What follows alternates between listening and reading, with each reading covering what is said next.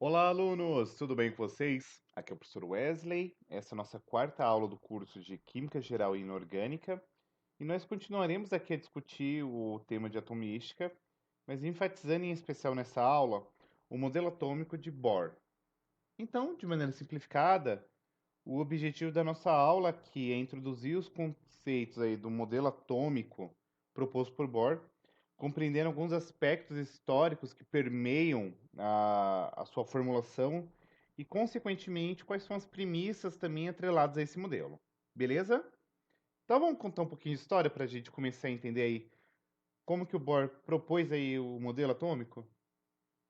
Bem, o primeiro detalhe histórico que eu queria falar para vocês é uma coisa chamada como teoria dos quantas, que foi proposto por esse carinha aqui, o Planck, lá no ano de 1900.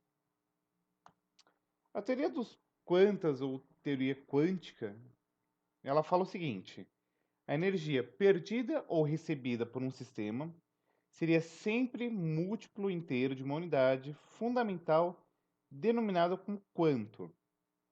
Então, qual que seria a grande ideia aqui atrelada com essa teoria dos quantas?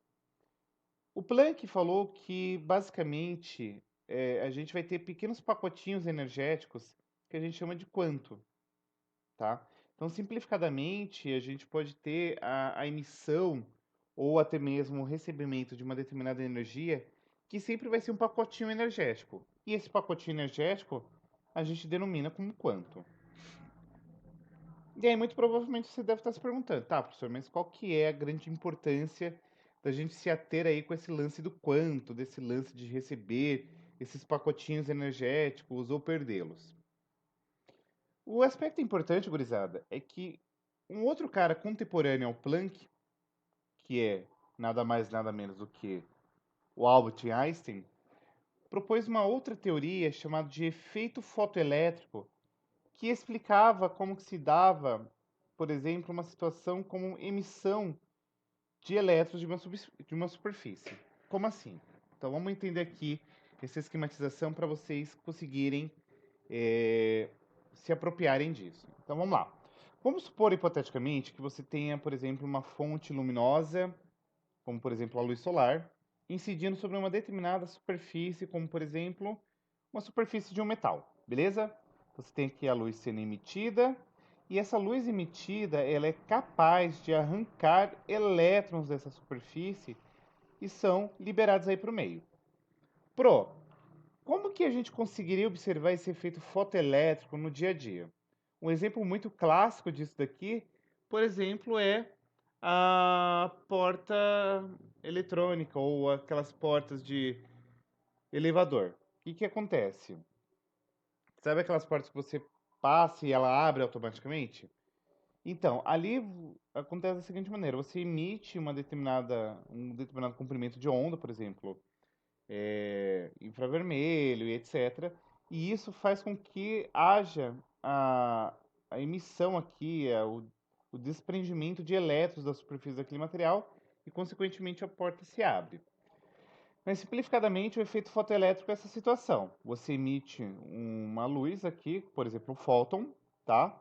E esse fóton arranca elétrons aqui dessa camada da superfície desse metal. Beleza?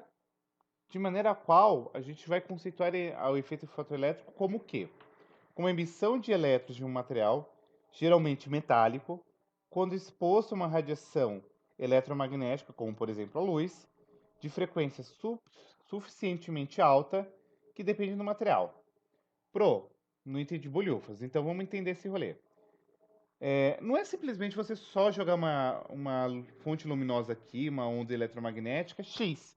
Ela precisa ser suficientemente alta, ou seja, ela precisa meio que transpor, vencer uma barreira para que isso aconteça, tá? Então, literalmente, quando tu joga aqui uma onda eletromagnética adequada, você faz o quê? Literalmente arranca aqui os elétrons dessa placa, beleza? Então, usando por base aí que você tem esses pacotinhos energéticos e que, consequentemente, a gente tem o efeito fotoelétrico, que é você utilizar um pacotinho energético que arranca elétrons, a gente chega agora no trabalho do Niels Bohr, que também era contemporâneo do Mano Einstein, tá? Esse aqui é o Niels Bohr. E aí, ele, utilizando por base essa teoria quântica, o Bohr ele foi observar agora o espectro descontínuo do hidrogênio, e a gente vai ver que o experimento aqui do espectro descontínuo do hidrogênio vai ser importante para a proposição agora dos níveis eletrônicos. Então vamos lá, ó. Provavelmente você já tenha visto aí um prisma, certo? E se a gente pegar aqui, não é a camiseta do Pink Floyd, tá? Tu tem aqui, por exemplo, a luz branca, quando ela é emitida e ela alcança aqui um prisma. Do outro lado, você forma aqui essas decomposição da luz, certo? Então você tem aqui vermelho, laranja, amarelo e por aí vai, certo? De maneira análoga, o que a gente pode observar aqui nesse experimento, ó. A luz, que é uma onda eletromagnética, ela pode ser transposta aqui por uma pequena abertura, incidindo sobre sobre o prisma, de maneira a qual você consegue ter aqui um espectro contínuo das cores, certo? Então você tem aqui violeta, azul, verde, amarelo, laranja e por fim o vermelho. E aí, se você observar, você tem aqui bandas, ó, contínuas, né? Então é muito bem bonitinho, catalogado. E aí vem a grande pergunta, mano, mas será que vai ser dessa forma para tudo? Pois é. Agora entra o experimento do Bohr. O que o Bohr fez? Ele pegou aqui um tubo de vidro, parcialmente aqui no vácuo, tá? Aplicou uma diferença de potencial, então ele usou aqui uma descarga elétrica, de maneira a qual aqui dentro desse tubo tinha o gás hidrogênio. E aí, o que acontece? Esse gás hidrogênio, ele foi agora, ele emitiu aqui uma onda, né? Uma descarga elétrica, bonitinho. E aí, consequentemente, agora você teve aqui uma luz sendo emitida, certo? Ó, passou por um leve orifício. E desse orifício aqui, essa luz incidiu aqui num prisma. Só que olha que coisa muito louca, mano. Olha que rolê muito louco. O hidrogênio agora, que também emitiu uma luz aqui, diferentemente do que a gente viu anteriormente lá com aquele feixe de luz, você teve aqui uma placa fotográfica que apresentou um padrão descontínuo, ó. Então você teve aqui, ó, esse padrão e por aí vai. Aí você deve estar se perguntando, mano, o que significaria esse rolê aí? Então vamos interpretar agora. O grande rolê é que a gente vai observar agora uma coisa chamada de salto quântico. Então vamos lá, ó. Você tem aqui uma situação de um átomo, certo? Então o átomo, para quem não se lembra, a gente falou que tinha o núcleo e a eletrosfera. E a gente vai ver que na eletrosfera a gente tem camadas, tá? Níveis energéticos. E esses níveis são aqui em ordem crescente. E você pode ter uma situação na qual você tem aqui um sistema que você jogou energia, certo? Então você jogou energia nesse sistema e você excitou um determinado átomo. Um determinado átomo não, um determinado elétron. Então jogou energia e esse elétron que estava nessa camada aqui mais interna, ele pulou para a camada mais externa, certo? Então ele está excitado, ele pula de uma camada para outra. Só que esse processo aqui não é um processo, como que eu posso falar, que vai ficar para o sempre infinito. Então, eu excitei esse elétron, ele vai vir para essa camada, ele vai continuar aqui. Não.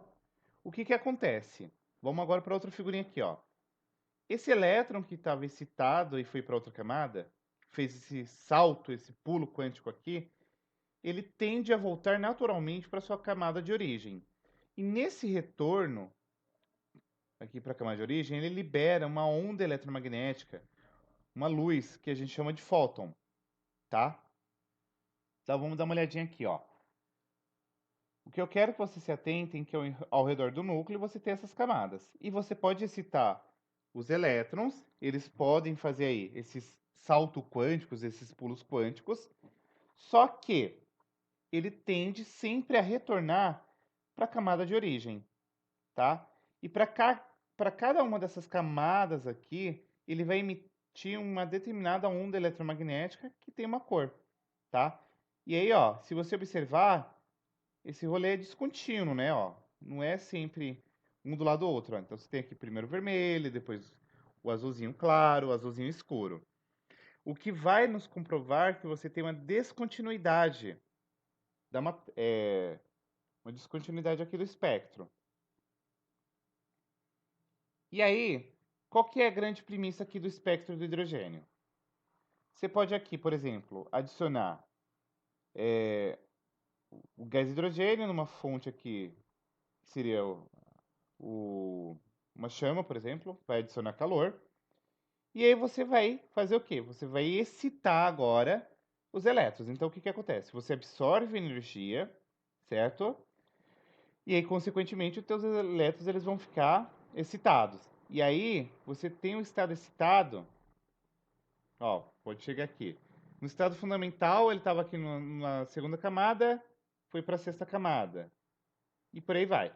E você vai perceber que em cada uma dessas situações aqui, de estado fundamental para estado excitado, você tem um comprimento de onda pertinente, ó. Então, para que emita um feixe de luz aqui, por exemplo, roxo, 410 nanômetros, azul, 434 nanômetros, verde, 486 nanômetros, 656 nanômetros, e por aí vai.